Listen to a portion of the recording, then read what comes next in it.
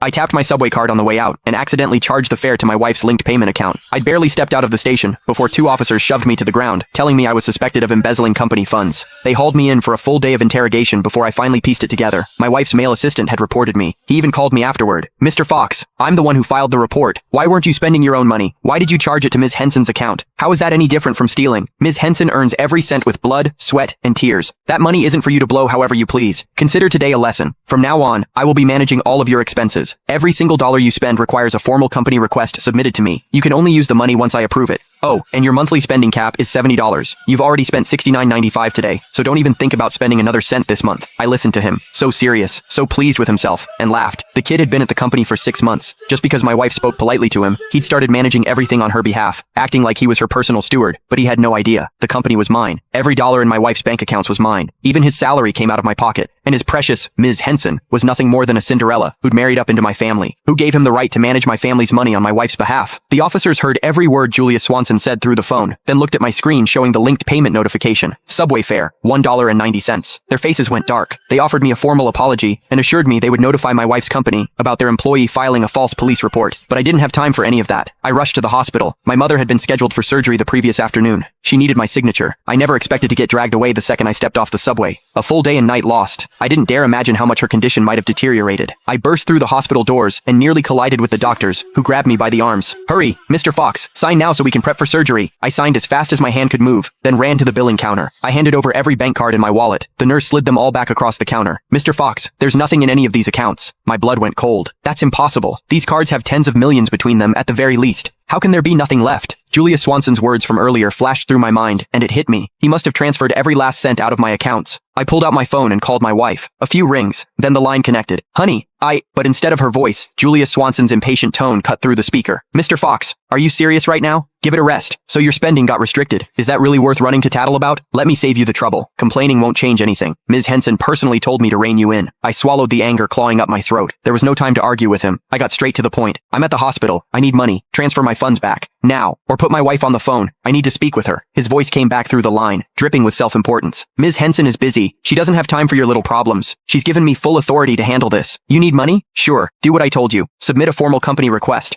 Once I approve it, the funds will be released. Oh, and just a reminder, you've got exactly $1 left in your monthly allowance. Don't bother requesting more than that."